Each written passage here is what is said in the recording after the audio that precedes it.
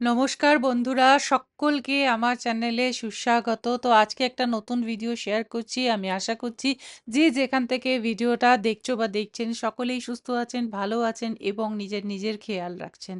তো এই ভিডিওটাতে আমি আমার লিভিং রুম এবং তার সাথে যে ছোট্ট একটা গার্ডেন আছে সেই ভিউটা আপনাদের সাথে শেয়ার করছি, তোমাদের সাথে শেয়ার করছি। আমি আশা করছি এই ছোট্ট ভিডিওটা তোমাদের খুব ভালো লাগবে।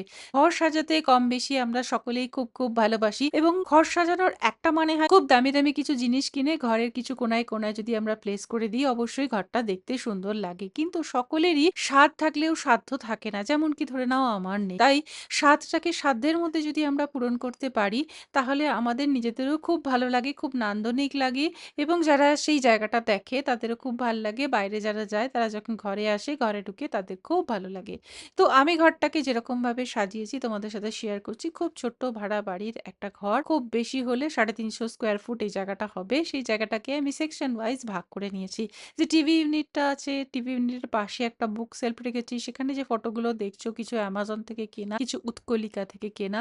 ওপরের যে স্ট্যান্ডটা দেখছো ওটা অ্যামাজন থেকে কেনা। বুড়ামাত দেখো বুড়ামাত শোনো অ্যামাজন থেকে কেনা। বইগুলো অবশ্যই বই মেলা থেকে কেনা। এই ছোট ছোট শো পিসগুলো ফ্লিপকার্ট থেকে কেনা। কিছু গিফটেড আইটেম আছে, কিছু এতদিন সংসার করার পর যেগুলো ভালো ভালো জিনিস কোথাও বেড়াতে গেছি, কোথাও কিনেছি, কেউ গিফট করেছি, সেগুলোও অবশ্য পারমিটেশন কম্বিনেশন করে একদম প্লেস করে দিয়েছি। বিষয়টা সেটাই, কি আছে কি ছুপাতে হবে সেইটাই হচ্ছে ঘর সাজানোর মূল মন্ত্র।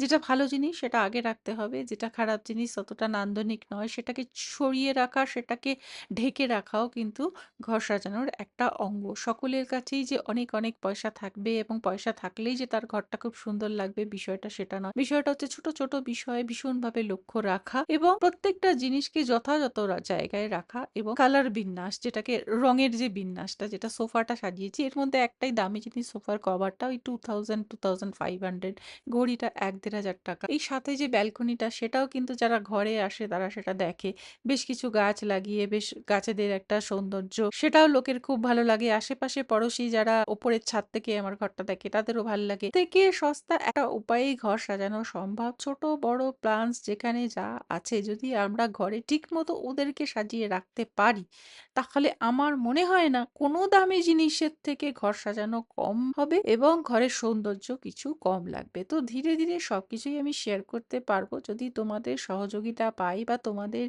ইচ্ছার কথা আমি জানতে পারি। আজকের ভিডিওটা এখানেই শেষ করছি। আশা করছি কিছু না কিছু তোমাদের ভালো লেগে থাকবে। সেটা যদি আমাকে জানাও তাহলে আমারও খুব ভালো লাগবে। আজ আসি।